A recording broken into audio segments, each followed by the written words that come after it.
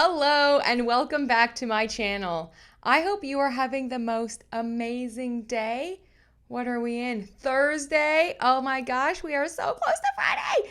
It is Thursday. It's raining here.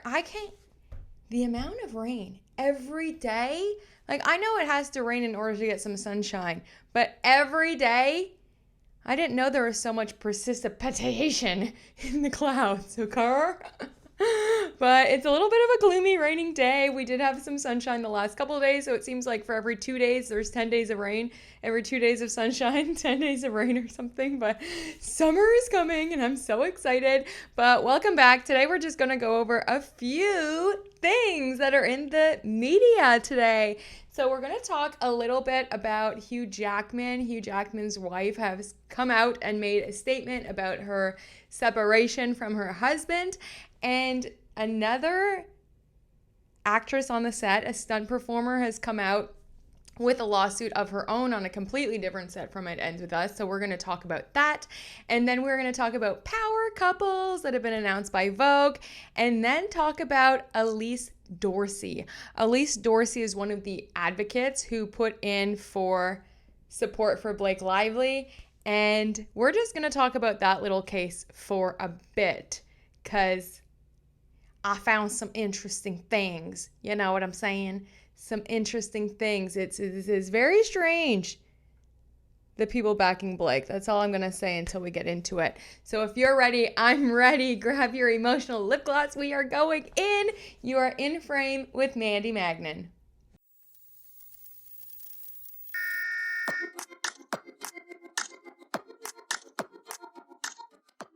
Deborra-Lee Furness and the Deadpool and Wolverine star has been married for 27 years. Roughly about 2 years ago, they announced that they were going to be taking a break. Well, only about 48 hours ago, she announced that she was filing for divorce, and I think her statement is so beautiful and so strong and really shows the resilience of a woman and just how open her heart is in unwavering faith that what was meant for her is not this, and she is willing to move on and find what is. And I thought her statement was very beautiful. Now, of course, there are many rumors and have been many rumors since their split, especially since he got a new GF right away, found a new girlfriend who he worked on Broadway with.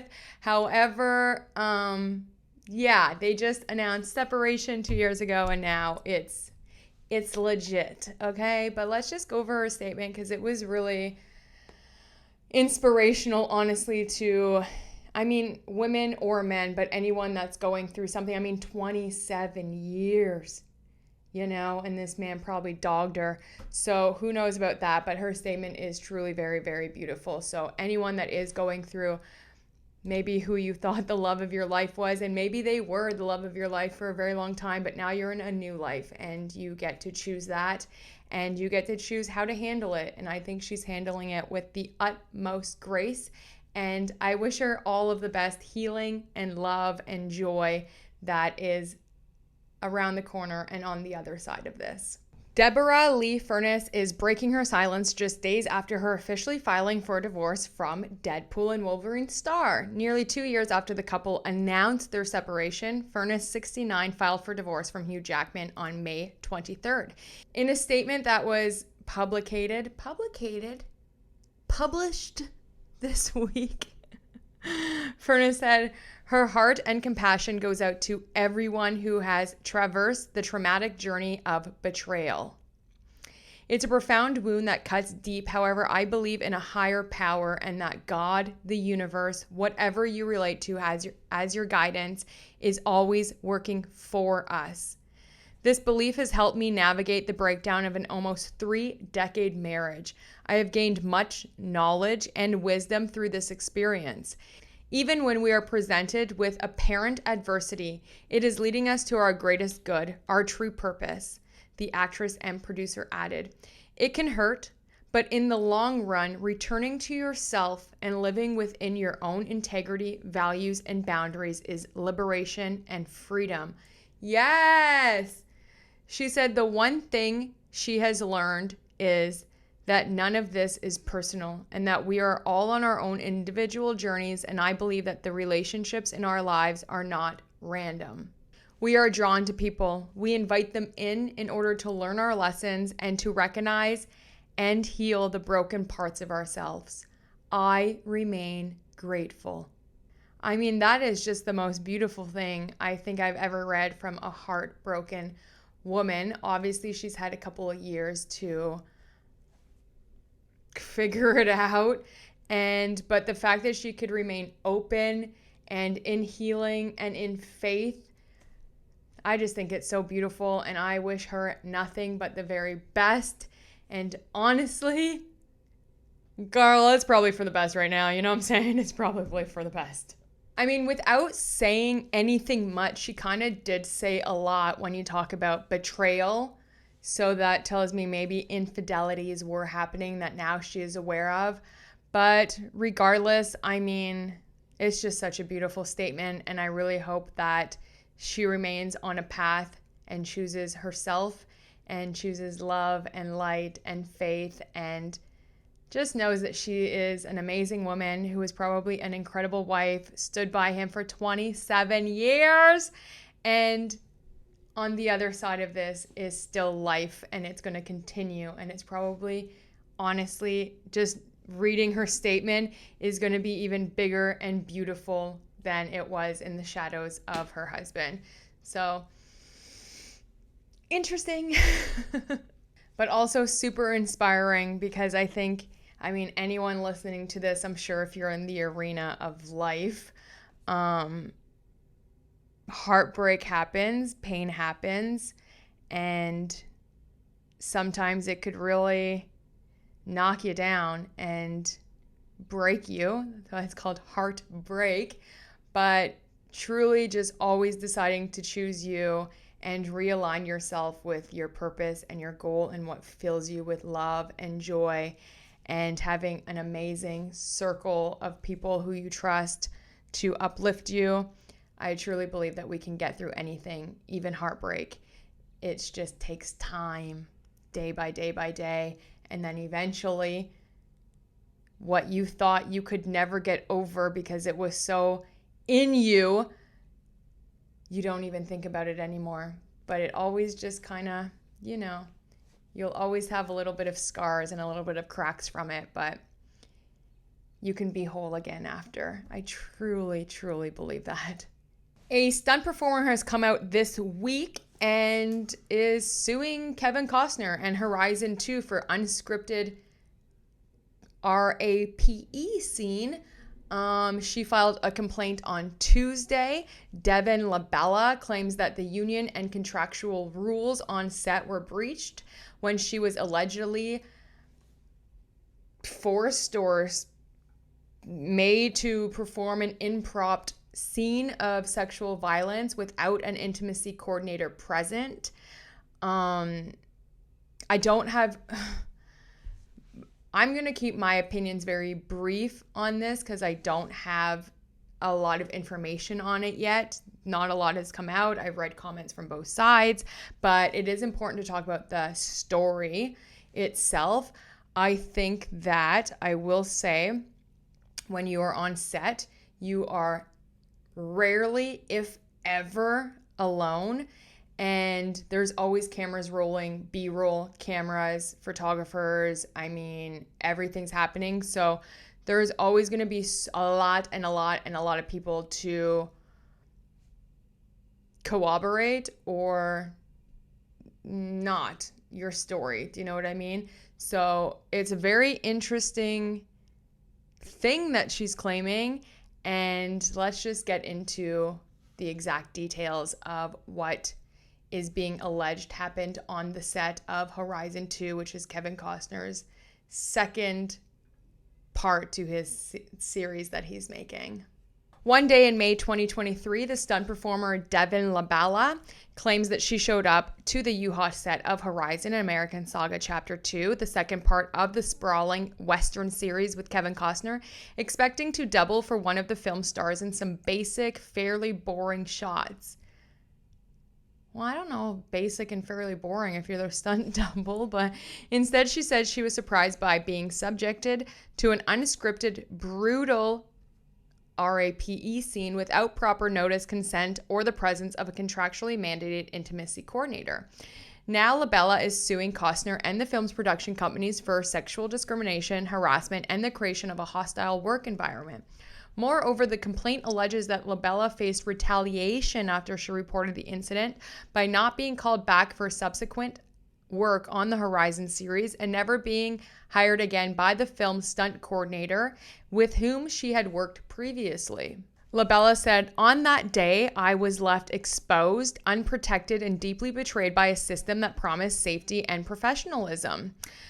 What happened to me shattered my trust and forever changed how I move through this industry." In a statement, Costner's attorney, Marty Singer, said his client always wants to make sure that everyone is comfortable working on his films and takes safety on set very seriously. He says, however, that the lawsuit has absolutely no merit and is completely contradicted by Labella's own actions and the facts.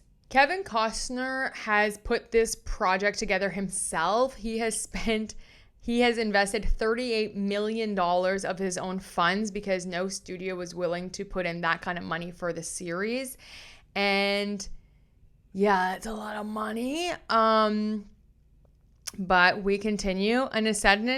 So this stunt performer has worked everywhere. She's worked on Barbie, American Horror Stories, and was hired on Horizon's second installment as the lead stunt double for actress Ella Hunt, who plays one of the film's main characters. Hunt's role did involve sexual violence as part of her contract, the lawsuit maintains. Hunt negotiated a mandatory intimacy coordinator on all nude or intimate scenes, which, as her stunt double, would apply to Labella as well. Moreover, given that Hunt and Labella are members of the Performers Union SAG-AFTRA, their intimate scenes would also be subject to the labor group's regulations, which call for a prior notice, consent, and a closed set. And I'm pretty sure that is a 48-hour schedule. So you need to know about any intimate scenes and or these very sexual, grotesque scenes. Anything that has that kind of thing, I believe it's a 48-hour SAG rule that you need to be notified ahead of time to, prepare yourself. I guess what they are claiming is that when they were in rehearsals with the lead actress, everything was above board, everything was perfectly fine, everything went by the book, and they scripted the scene that shot on May 1st, according to the suit. The scene where Labella performed the more physical, rough aspects of the action was detailed on the day's call sheet. That's good. Rehearsed with a stunt coordinator and an intimacy coordinator, later monitored by that intimacy coordinator, took place on a closed set and was structured such that performers got breaks in between shots. That sounds good. But I guess the rules got thrown out the window when the lead actress left and the stunt double came in. So the next day, I guess what happened is they had already rehearsed everything. Everything was Gucci. We are good to go the one day. So they were going to shoot that the next day after the rehearsals. And I guess what happened is allegedly, Labella showed up on set to double for 2 non-intimate sequences and was asked by Costner to stand in for Hunt for a shot. Unbeknownst to Labella, the stunt coordinator, the actress, walked off set visibly upset with Costner after he told her that he added an impromptu scene of sexual violence perpetuated by a different character than the previous day's rehearsal scenes. The stunt performer Labella said that she had only found out that it was one of these RAPE scenes after Kevin Costner called for an actor, Roger Ivans, to simulate non-consensual sex on top of her. Mr. Ivans violently wrestled Miss Labella's skirt up as if trying to penetrate her against her will while pinning her down. Per the director's orders, the complaint states, no notice had been given. The scene had not been rehearsed. No intimacy coordinator was on set, and all of the action was aired on monitors that could be viewed by the entire crew, according to her alleged suit. Kevin Costner's attorneys do say that during the rehearsal, the cameras were rolling, but nothing was filmed. It was just to get the shot. You know, you have to make sure the lighting's good and the framing is good and everything's Gucci again. So they did have the monitors on, but it was only for the rehearsals. Nothing was filmed. And that the film stunt coordinators were present, which is like her boss. So you have the performers and then you have the coordinators, you know, you kind of work in like a hierarchy that way. And after the rehearsal, Labella gave her stunt coordinator supervisor a thumbs up and indicated her willingness to shoot the scene if needed. He states the scene ended up being shot with a stand-in performer and not even Labella. The stunt performer Labella goes on to say in her lawsuit that Kevin Costner did not consistently call action or cut during any of this process, leaving Labella without time to fully comprehend what was happening as the action repeated. Meanwhile, Mr. Evans, the actor that was, you know, paid to do this scene with her, was consistently keeping his hand on her during the shot. I find that interesting. If you never called cut, how do you know what's working, what's not, when the cameras are rolling and not rolling? But yeah, apparently he had his hand on her body during the entire take. And also the wardrobe department had not prepared Miss Labella for her undergarments to be exposed as they were by the directions of Kevin Costner. He was telling, I guess, the other actor, the male actor, you know, lift up her dress or whatever she was wearing, and the wardrobe department hadn't prepared her for that.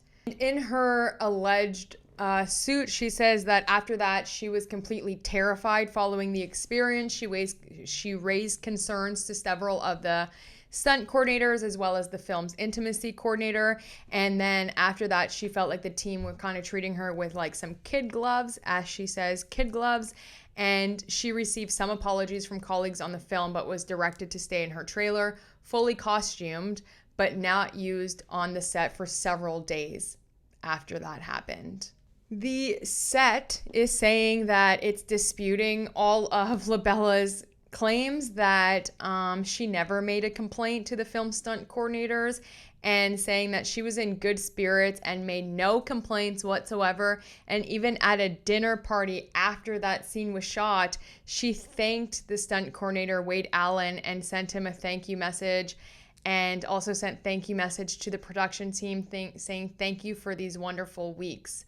Then ultimately, Labella, the stunt performer, was not called back or hired for the third film in this series, and since then has not been hired again with these same people, even though they hired her for projects before even filming Before Horizon. She's saying that ever since that scene was shot, that her entire career has come to an abrupt halt.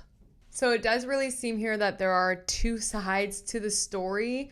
The lawyer singer for Kevin Costner is saying that like the facts are very clear and they are beyond confident that Kevin Costner and the set will prevail. Meanwhile, the lawyers for Labella are saying that if it can happen on a size set of worth $100 million or more, imagine what can happen on smaller ones when you're really trying to cut corners. There are rules in place and there are guidelines in place, and yeah, we'll see as more comes out, but it is quite...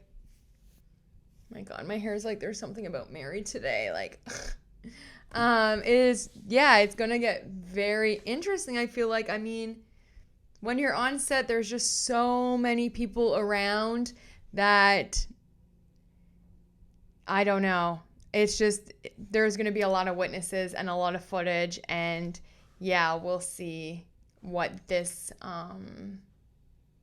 happens here, but it's sad. It's just very sad if this did happen to her. Unbelievable that this is still happening on set, something as grotesque as this, especially, you know. I don't know. And we'll see if that lead actress does come forward and have anything to say, because the stunt performer, Labella, is claiming that actress walked off of set super upset because Kevin Costner had said that, oh, I'm just going to throw in this scene that wasn't rehearsed. So, I mean, her testimony will be good too if she comes forward and makes a statement that that did happen or not. Also, when you are on set and you know that it is kind of a physical thing, sexual thing, whatever you're doing on stage or on a film set, there has to be a level of good faith and trust with your scene partners, with the director, with the people you're working with. I don't think that people go in to make movies. I pray that people on set aren't there to humiliate, assault, and do these grotesque things to women. I don't think it is their intention. However, there are rules and guidelines put into place to ensure that everyone's safety is upheld. And if those rules were broken, that's going to be an issue. But also with the other actor that was there and he kept touching her and stuff, I just wonder, like, how did those interactions go? Like, did she ever say anything at the time, or did she show a discomfort, or and then it said that she didn't even shoot the scene that she's now put in her complaint. So then how did that go? Like, why didn't she shoot it if she was there rehearsing for it? So I have a lot of questions, and I can't just like immediately kind of give my opinion on it because there's just so many things. But I will say that there has to be an amount of good faith happening, and especially when you're in scenes like this and you've signed on to do very physical, intimate, grotesque, or volatile, scenes where you're being violated. There has to be an amount of trust that you're there for the project and to tell the story. But also there are rules in place. Like, I don't know what else to say. So that's the story. We'll see what comes from it. I'll be following this one quite closely as more come out, because it's very, oh gosh, I feel bad for everyone involved. And I really feel bad for this woman that she feels like her career has ended because of this. But then it's like, how? Because if they thought this whole time that nothing bad happened, that you were like, thanks for the great weeks, everything was great, then they obviously thought that they didn't cross the line and everything was good. So then why isn't she working again? Is there something else going on? I don't know what's going on. It's very sad. I mean, we want to be on camera. We want to perform. We want to tell stories. It's literally our, as an artist and as an actor, it is the biggest joy to be on set. It doesn't happen very often, especially, in my position right now, but it is the best thing, right? So the fact that she feels like because of this, her career has halted, but then they're saying that everything was fine, and like she was even saying thank you and everything. We'll see. There's going to be more, I bet a lot more coming out about this story as it unfolds. I'll keep you informed, but let me know, drop your comments. I don't know. I'm a little bit taken aback by the whole thing, honestly. I just keep going back to, it is a very uncomfortable thing, and can be, when you're doing physical intimacy with someone that you just met, of course, or you just, show up and, hi, how are you?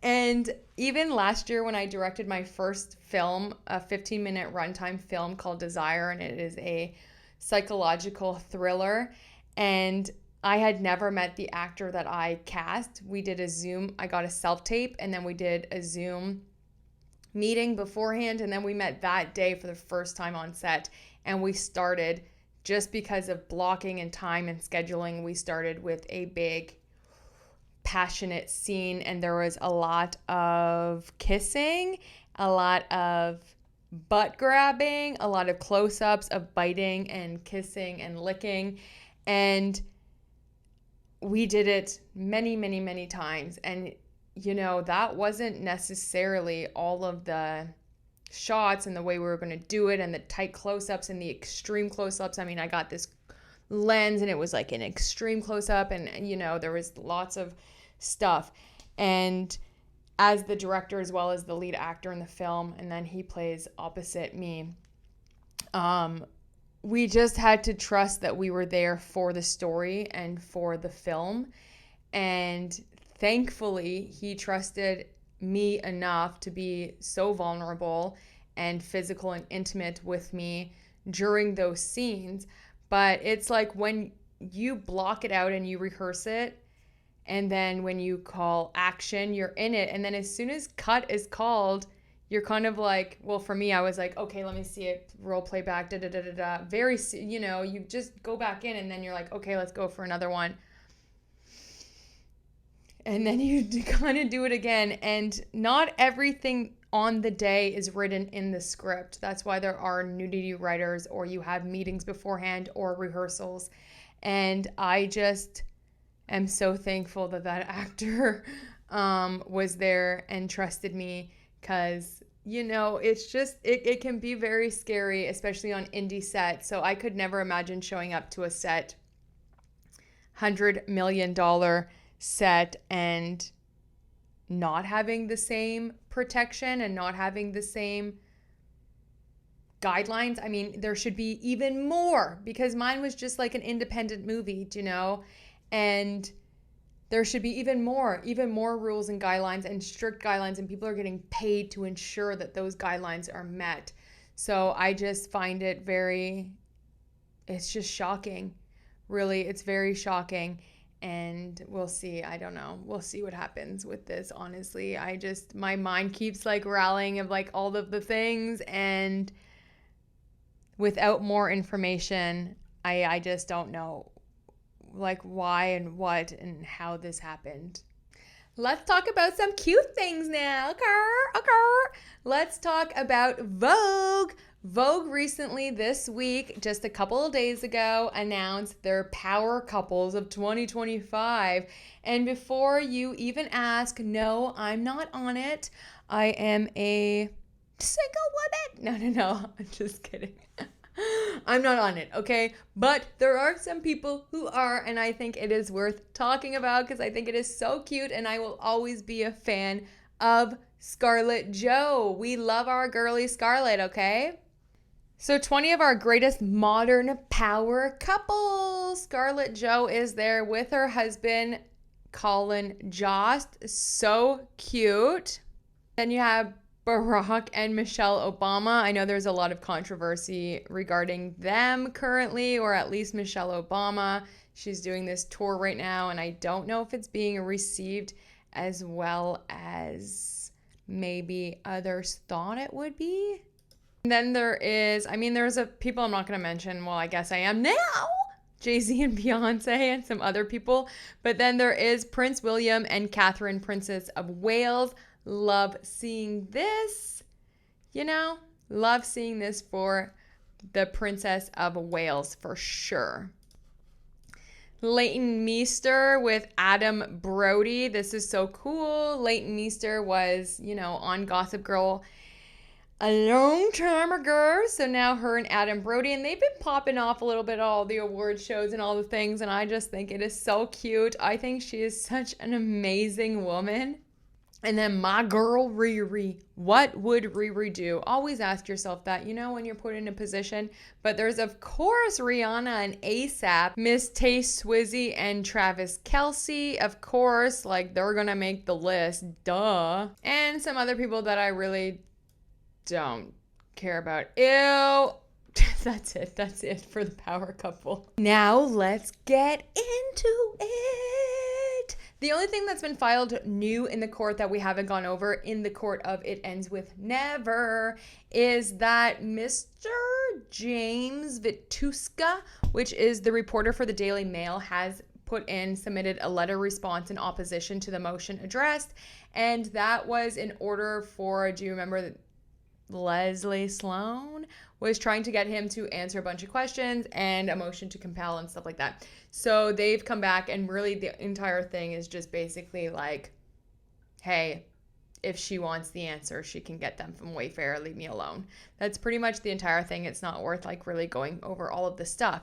However, since the advocates have put in their support for Blake Lively yesterday, May 28th, I've been seeing a lot of buzz in here about who this Elise Dorsey is. And I thought it was quite interesting because I didn't know anything about her or her case. And then I started looking into it.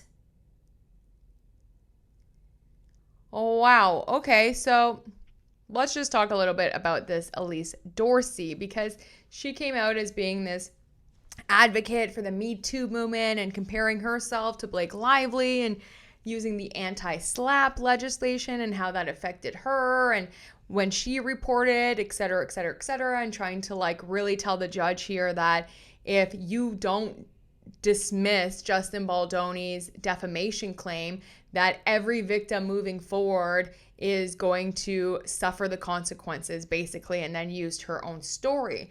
However, what I found out about Elise Dorsey, and this is all alleged and claimed, okay, because there are many sides to every story, as we know, but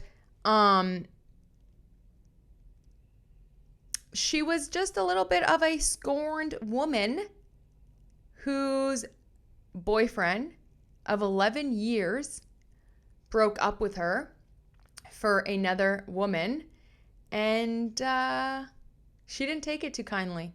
Now, I am never going to take the side of this professor, okay, Professor Wright, because he had many affairs with his students and with his colleagues, et cetera, et cetera, et cetera, and in a position of power, regardless of rules, regulations, or anything. When you're in that position, I don't think it is ever okay to sleep with your subordinates or with your students. I think there's always a power dynamic in play, but power dynamics are always in play on any kind of thing.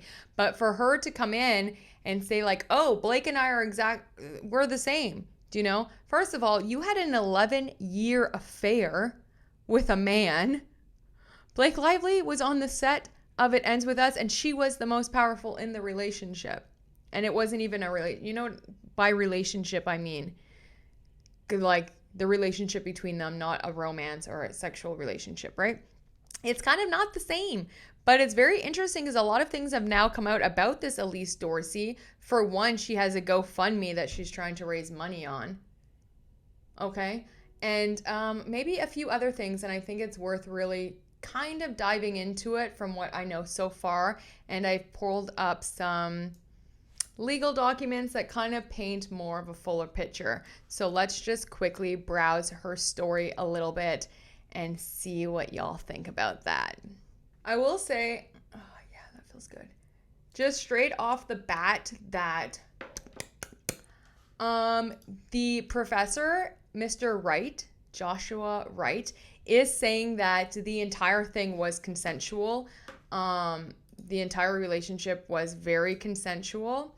Let me pull up his quote. Actually, I have it here. That he says that he has evidence that has made the relationship crystal clear that the relationship was consensual from the start, and that she's just a heartbroken girl that wanted revenge. And actually, he then filed a lawsuit against her for harassment, sexual harassment, and defamation because of the things that she did after the breakup. And I am very hesitant to even speak on this or say anything about Elyse because I feel like, you know, they are going to spin this and use this. The Blake camp, the Lively camp, and now the Elise Dorsey camp are all going to use this as like, see, they're hating women, they're attacking victims, they're doing this, they're trying to silence us, et cetera, et cetera, et cetera. But I think details and information are kind of important, especially with big accusations and claims such as this, and then to come out of nowhere and support Blake Lively. I mean, you must have known that throwing your hat in. I feel like she just wanted to blast her story even more and, you know, keep it going and stir it up because they don't align. They don't make any sense. They're not one of the same. And if you read all of the lawsuits and know what's happening in the court of It Ends With Us, you would know that this is far more than just Blake Lively being sexually harassed. And for her to, in all of her paperwork, to call Justin Baldoni, Jamie Heath, and Wayfair like sexual predators pretty much, and saying that the judge needs to dismiss their claim for defamation because of other survivors and the impact it's going to have for women's voices in the future is utterly dumb. Really, I think it's when you just read everything, like, you know what, I don't know, I just think it's on what I'm gonna say is I think that it's just a little bit of a spotlight to shine on her and her GoFundMe, if I'm being serious, because they are not the same. Blake Lively's case against Justin Baldoni and back and forth, them against her, show me the sexual harassment. Show me. Don't we have to prove that there was any harassment to begin with? Don't we have to prove like anything like that? Like what? It is not the same as actual survivors and victims that have suffered and been violated. This is not the same. And for Blake Lively to hide behind this anti-SLAPP legislation and now to have these advocates come forward and say to the judge, pretty much threaten the judge, like, this is on you, the world is watching, if you do this, if you don't dismiss this defamation claim, that means all future survivors and all women will lose their voice in order to come forward, is absolutely disgusting and quite delusional, if I'm being absolutely serious. First, I'm just going to read quickly Joshua Wright's. This is what he filed in the United States District Court for the Eastern District of Virginia. And this is for the school that he was working at. So this is the rector and visitors of George Mason University. We're not going to read the entire friggin' thing, but just a little bit of points. And then I'm going to counter them with what Elyse has said, and then show you some things that Elise Dorsey has said publicly on her Twitter, what she continues to do, as well as some other things on her social media, which I found to be, of importance a little bit. But this is from Joshua Wright. So this is just a little bit of background. After everything happened with him, I guess then he filed his own against the university as well as against Elyse and this other woman. But this action stems from competing Title IX sexual harassment and retaliation complaints. The first was filed against plaintiff by his former student Elise Dorsey, and the second was filed by plaintiff against Dorsey. So 1 and 1. In 2004, 21 years ago, in 2004, Joshua Wright began working as a law professor at George Mason. While teaching at George Mason, plaintiff met Dorsey, who was his student. In the summer of 2010, plaintiff and Dorsey began a romantic relationship that continued for 11 years on and off again basis. Throughout their relationship, plaintiff and Dorsey collaborated on several academic and legal projects together, and the two supported each other's careers. For instance, in 2021, plaintiff helped create a fellowship at the University of Virginia for Dorsey to obtain. In late 2021, plaintiff ended his on and off relationship with Dorsey, telling her in writing that he was breaking up with her to pursue another romantic relationship. Immediately after ending the relationship, Dorsey allegedly became hostile and vindictive. According to plaintiff, Dorsey sent him a series of text messages questioning why and how he broke up with her, came uninvited to the law school, and waited for the plaintiff outside one of his classes before following him to his office. Yelled at plaintiff and demanded to speak with him about their relationship once the two were in his office, and repeatedly contacted plaintiff's current girlfriend as well as his assistant. Then, on December 12, 2021, Dorsey filed a former Title IX complaint against plaintiff with George Mason, alleging, among other things, that the plaintiff sexually assaulted her at the beginning of their relationship. So she filed this in 2021. They started their relationship in 2010. So she's saying that in 2010, Dorsey's Title IX complaint also alleges that Dorsey broke up with the plaintiff instead of the other way around. So she alleges that she broke up with him and she ended the relationship, but he has texts that say that he broke up with her and she became a little bit unhinged. And because of this, plaintiff 1 removed Dorsey as an adjunct faculty member at George Mason for a spring 2022 antitrust 2 course in the online LLM program, and 2 frustrated delayed Dorsey's receipt of stipend funds associated with a visiting scholar position at the University of Virginia.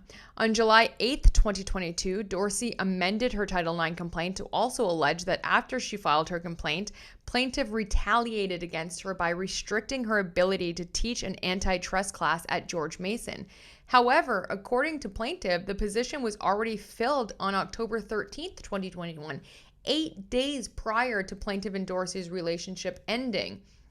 On January 28, 2022, George Mason notified plaintiff that it was opening a formal Title IX investigation based on Dorsey's complaint pursuant to the rules.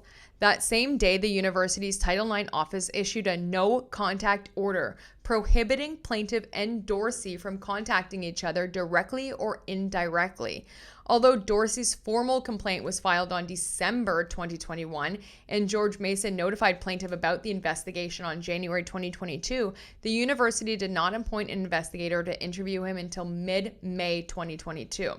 During the intervening time, Dorsey and Angela Landry, another one of plaintiff's former students, allegedly embarked on a campaign to contact the plaintiff's consulting clients and tell them falsely that he sexually harassed them and other students. On June 6, 2022, plaintiff filed his own Title IX complaint against Dorsey. In his Title IX complaint, plaintiff alleged that Dorsey had retaliated against him and sexually harassed him by contacting his clients and telling them falsely that he sexually harassed or assaulted them, and by her coming to the plaintiff's office uninvited and berating him about their romantic relationship and by calling his girlfriend repeatedly. Plaintiff Title IX complaint also alleged that Dorsey had violated the no-contact order by contacting plaintiff's clients to harass and defame him. Without conducting an investigation, George Mason dismissed plaintiff's Title IX complaint against Dorsey. In its dismissal notice of dismissal, the university considered plaintiff's claim that Dorsey may have been an active employee. Ultimately, the university concluded that because Dorsey was neither enrolled nor employed by George Mason at the time, so she was neither a student nor was she employed, they're saying, the plaintiff that filed the complaint, the university lacked jurisdiction to pursue the complaint. However, he alleges that Dorsey did have some sort of employment relationship with George Mason in that she had an arrangement to monitor the online class. So therefore, she was an active employee of George Mason. Sometime after the dismissal of plaintiff's Title IX complaint, Dorsey and Landry sent plaintiff and George Mason a letter demanding a multi-million-dollar payment to settle their title claims against the plaintiff and the university. Despite the ongoing investigation, the university paid Dorsey and Landry $475,000 to settle their claims. On June 26, 2023, the plaintiff, so the Professor Wright, he submitted a resignation letter, believing that he would not receive any fair process from George Mason. His resignation became effective on August 8, 2023. The same day that he had his resignation, his last day, the plaintiff's resignation took effect. Dorsey publicly announced her claims of sexual harassment against the plaintiffs and her criticism of George Mason, even though they settled with her, even though they paid her $500,000. That she still did that on his very last day. And now I hate to say it because I know that there are women who, and me as well, have been in very toxic relationships, have dated, for lack of a better word, narcissists. I know that word gets tossed around so many times now and is like thrown around everywhere. But I've been in very abusive relationships, which I've shared here with you guys, and you stay. And you stay longer than you ever should have. So I don't want here to be like, why didn't she leave? But 11 years, and it seems like from what his side is that it was completely consensual, although there is such a huge power dynamic. but also that if he had not broken up with her, she would have continued. And she went a little delulu after the breakup. I don't know. That doesn't sound like a forced relationship. Like, I don't know.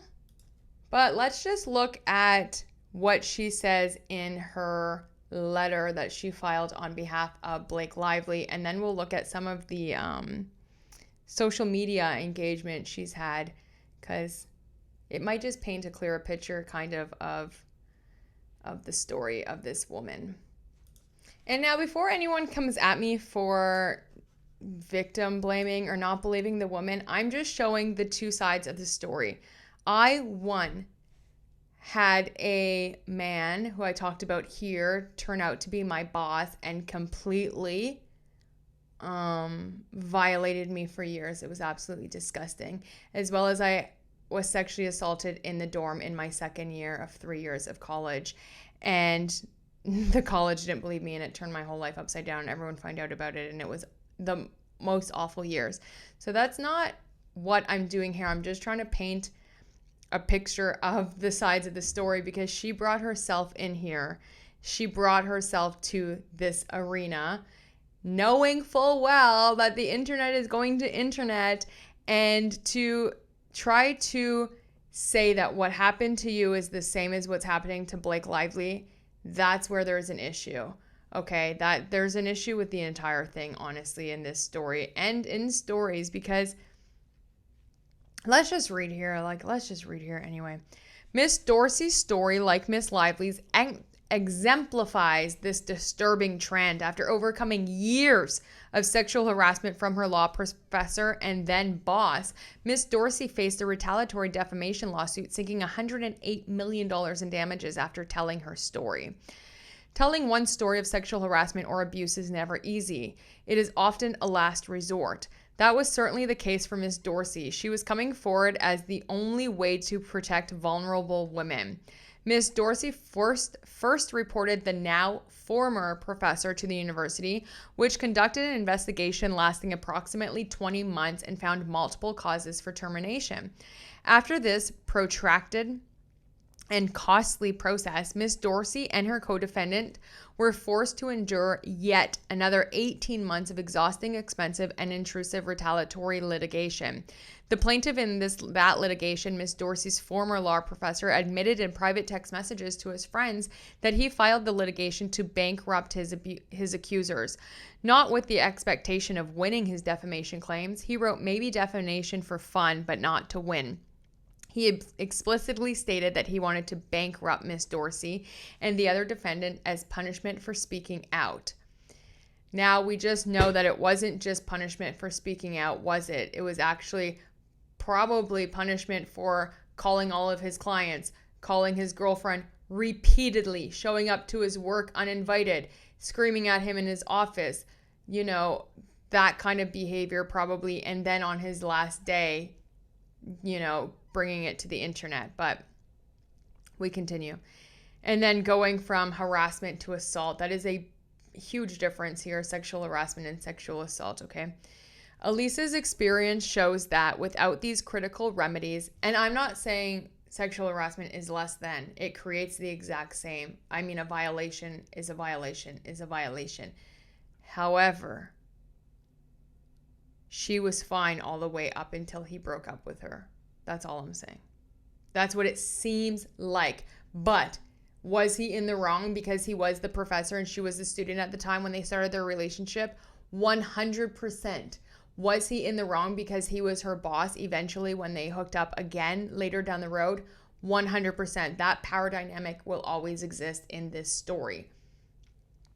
But there's a lot of other things that exist in this story as well, right?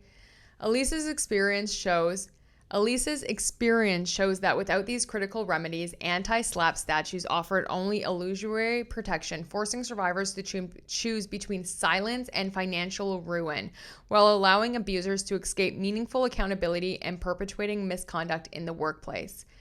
Accepting Mr. Baldoni and the Wayfarers Party's attack on the Protection Survivors Act would destroy a crucial safeguard for all whistleblowers.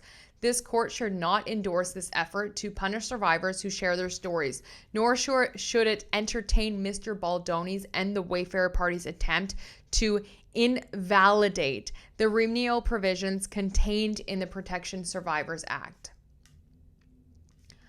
Now, I like the Protection Survivors Act. I don't think any real victim or survivor should ever have to go through yet another lawsuit for defamation. If they are a real survivor and victim. However, if you're wrongfully accusing someone of this because your reputation failed or because you're heartbroken, yeah. Do you know? Like, I don't know. I'm not sure here, but as Miss Lively and Miss Dorsey's stories reveal, no person is immune from sexual harassment at work. Today, whistleblowers, no matter their level of professional success, are too often subject to retaliatory lawsuits. For years, women at George Mason University Law School warned each other through a whisper network about a prominent professor who was notorious for making sexual advances towards his students. This professor, Joshua Wright, manipulated Miss Dorsey, then a law student at GMU, into an unwanted sexual relationship that he leveraged for over nearly a decade.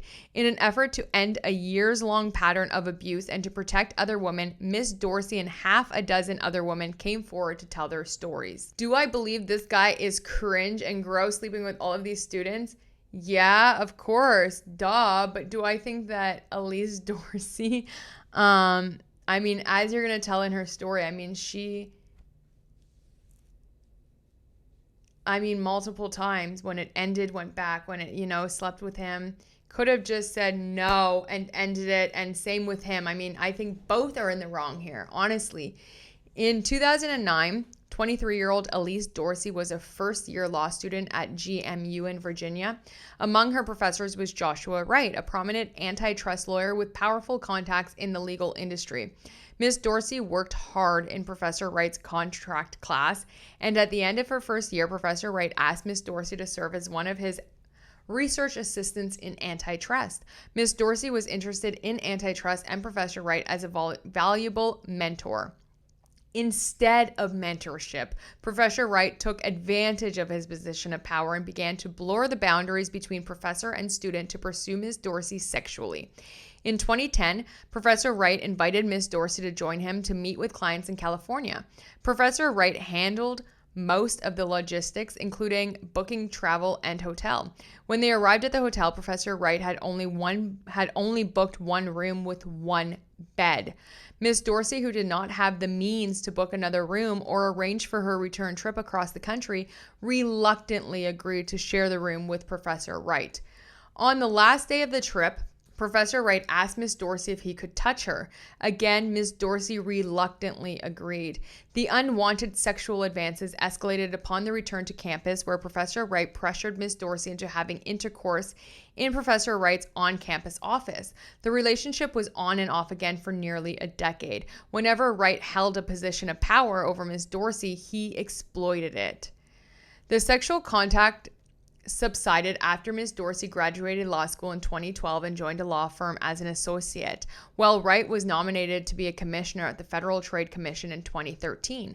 However, when he left the FTC in 2015, Wright joined the same law firm where Miss Dorsey worked. Once Wright was back in the position of power over Miss Dorsey, his pressure for sexual contact resumed. In 2018, Miss Dorsey began teaching antitrust classes at GMU Law. As an adjunct professor, Professor Wright was then the head of the antitrust department at GMU.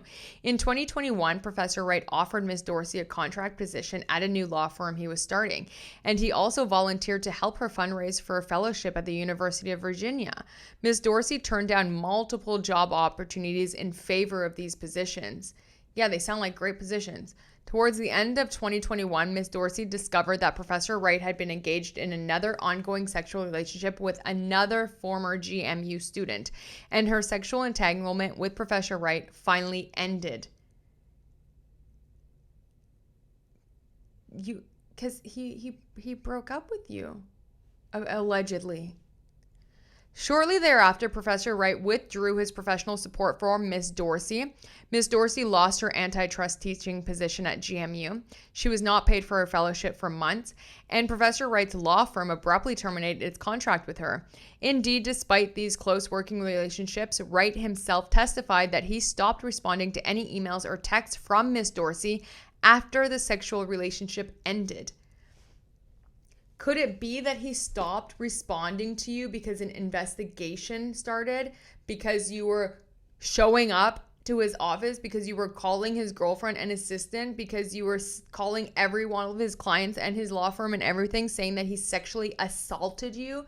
Could that be maybe why they pulled your funding and, stopped responding to you? Because, there's an investigation going on?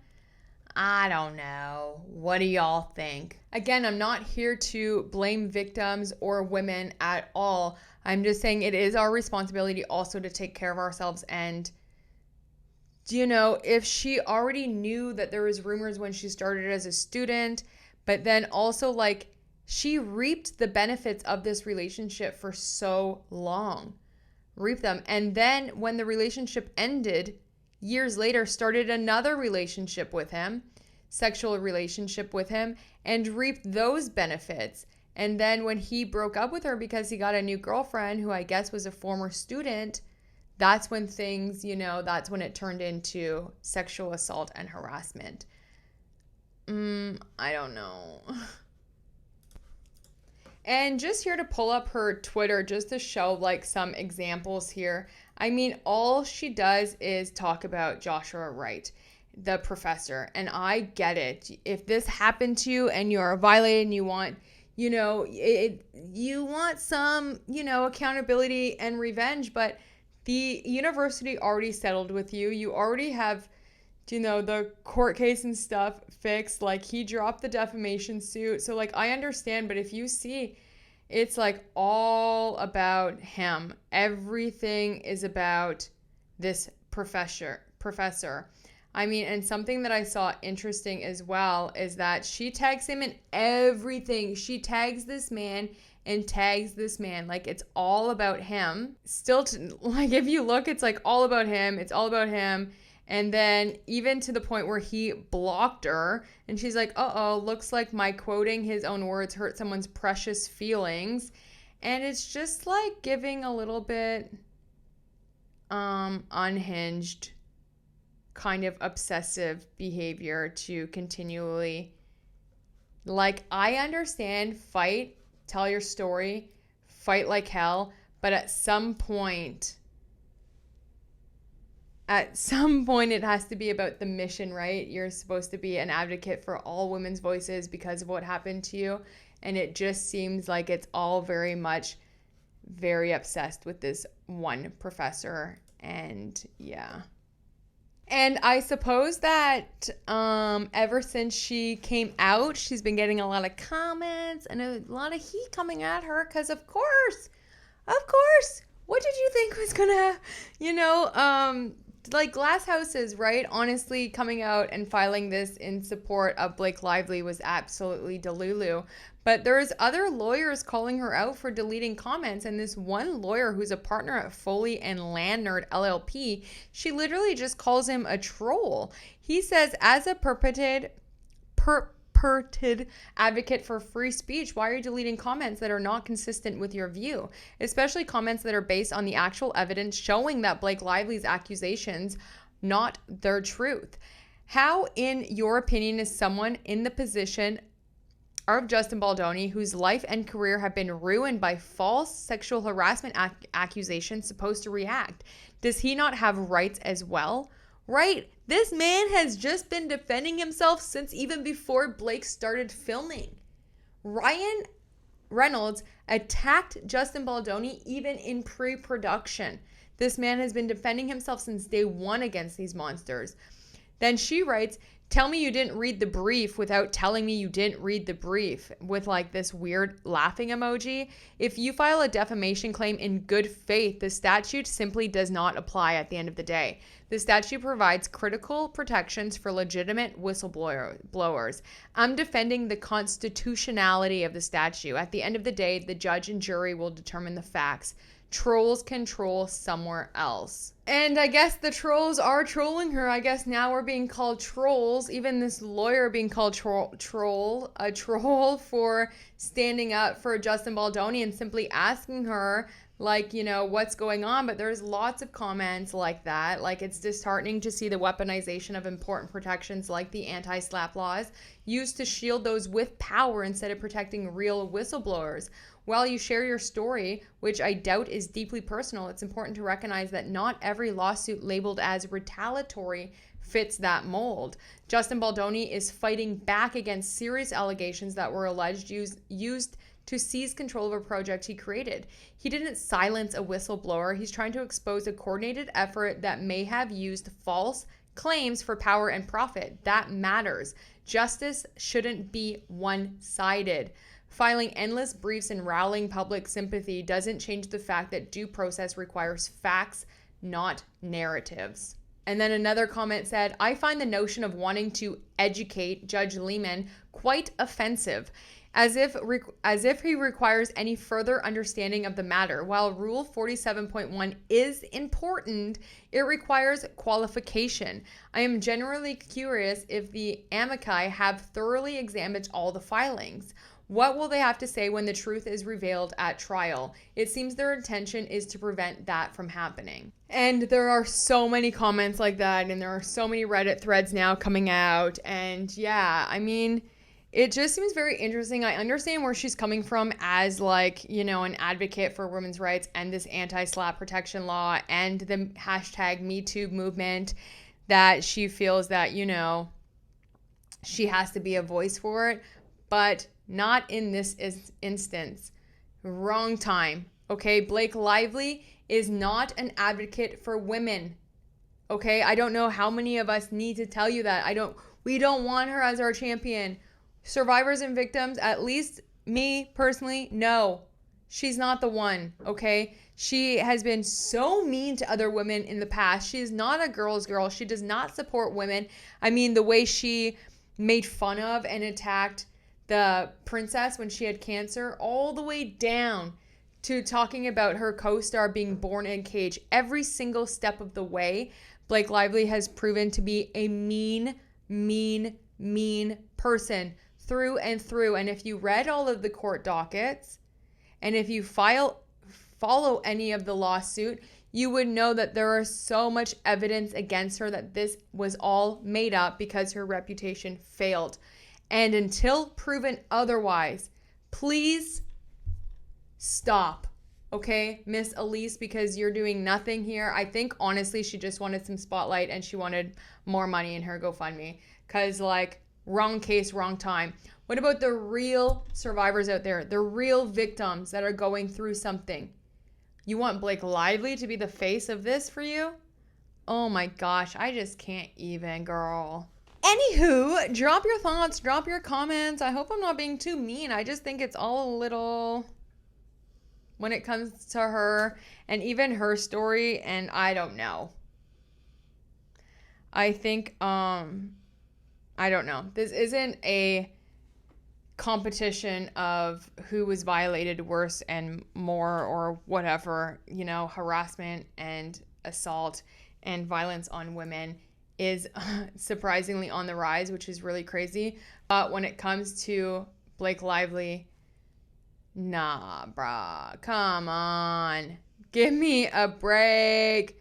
I mean, yeah, let's not invalidate people's feelings, but no. There's no, like, until proven otherwise, it's all BS. I personally think, and people need to be careful who they tie themselves onto, because now you have this Elyse girl. Her story is even a little wacko-dacko. You know what I mean? Okay? 11 years, and you reaped all of those benefits, and the relationship ended, and got back together with him, and you only came out after he broke up with you because he was dating another woman who happened to be a former student, which means she probably maybe knew her. There is a lot to uncover there about that, but I'm not interested. That's as far as I want to go, really, until other things come out. And then who else? Selma Hayek, whose husband owns Balenciaga, who's been known to abuse and exploit children. Why do you think Blake and Ryan right now are working so hard at their PR game, working so hard at their PR to be good parents, be in movies that their kids can watch with them, being parents of the year? Could it be because we pulled all of that stuff on Deadpool and Wolverine and what they had to do and what they did to their child? But also, your biggest supporter right now is Selma Hayek, whose husband owns Balenciaga. Oh yeah, and Kim Kardashian, who proudly supports them too. So, just careful who y'all have in your corner, okay? Because it's not looking good. Let's let it go, let it go, let it go. No, I'm just kidding. I'm not going to break into a whole song and dance for you. Okay, not going to do it, but we are going to pick a card because I do want to end on a little bit of a positive note, something good. This is from the Listen Bitch deck, and yeah, let's see what we can get here.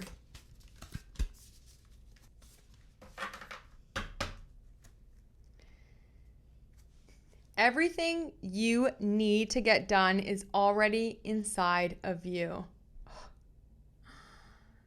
Oh, everything you need to get it done is already inside of you. Yes, love that. Honestly, start now. Do it now. Whatever it is, take baby steps.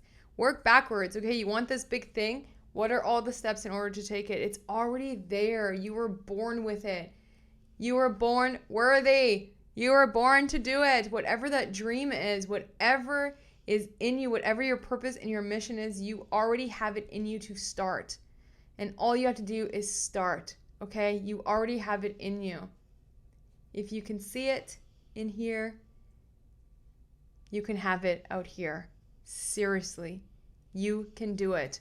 I fully believe in you. I wouldn't be sitting here today if I didn't fully believe that we are absolutely capable and it is in us right now, today. It just takes you making a decision to start and knowing that it's okay if it fails. It's okay if it doesn't work out how you wanted it to. It's okay if things change. It's okay. But making that decision that you are worthy and you matter, and to start whatever it is that is in your heart to start, okay? It was a pleasure to be here today. Drop all your comments. Let me know what you think about all of these stories. It's just getting a little bit of a cray world out there. And yeah, if anything drops in the next 24 hours, I will be here tomorrow and I'll let you know. So have the best day. I hope some of you all have some sunshine, okay? Because it's the end of May and I want sun. But anyway, have the best day. Love you. Talk to you soon. Bye.